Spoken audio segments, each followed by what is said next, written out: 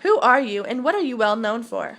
My name is Pythagoras. I'm a philosopher, mathematician, and the founder of my own religious movement, Pythagoreanism. But I am most well known for making the Pythagorean theorem, a math theory based on triangles. Where were you born, and when? I was born in Samos, a Greek island in the eastern Aegean, in 570 BC. Tell us about your family. My father, Nisarchus, was a gem engraver and later a merchant. My mother, Pythias, is the reason I live in Samos because it is her homeland. And I have 2 brothers. Did you ever raise a family of your own? Yes. I have a wife, Theano. I also have a daughter, Damo, and a son, Talix. Tell us about your theory on triangles. Well, the Pythagorean theorem is, in a right-angled triangle, the area of the square on the hypotenuse equals the sum of the areas of the squares of the other 2 sides, or a squared plus b squared equals c squared. How long did it take you to make this theory?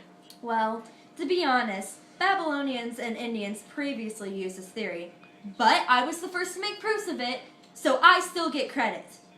So I can't really say how long it took. Who influenced you to become a mathematician? Thales and my great friend Anaximander. I heard that you visited Egypt for a while. Why did you go there? Well, Thales actually told me to visit Egypt to learn more about mathematics and astronomy, but I also did a lot of soul searching there. I visited many temples and talked to many priests. I was actually accepted into priesthood. I also learned a lot of geometry from the Egyptians. I stayed there for about 10 years. What did you do once you returned? I made a school to share and teach my theories. I called this the semicircle. How did it go having your first school? Oh, it was terrible. The people of Samos treated me rudely and thought my theories were crazy. So I left. Where did you go? I went to southern Italy in 518. There I made a new school, Crotone. How was Crotone different from the semicircle? This school was not only philosophical, but it was religious as well.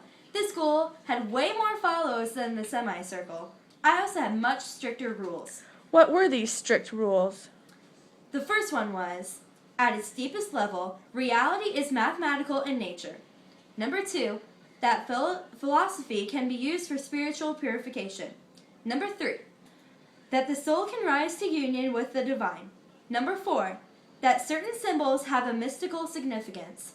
And the last one, number 5, that all brothers of the order should observe strict loyalty and secrecy.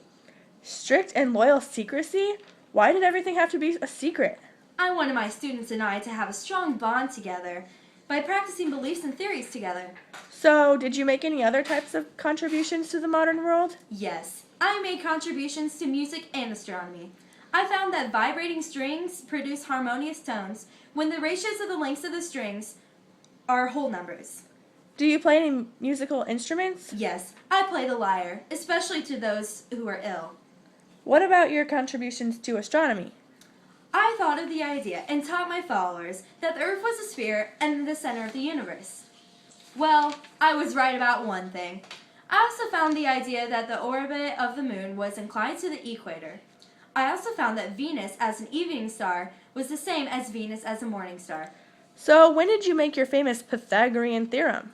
In 530 BC. What did your followers do once you died? Croton's school continued, and my followers went on their way, and they have discovered much more. When did you pass? Around 500 BC.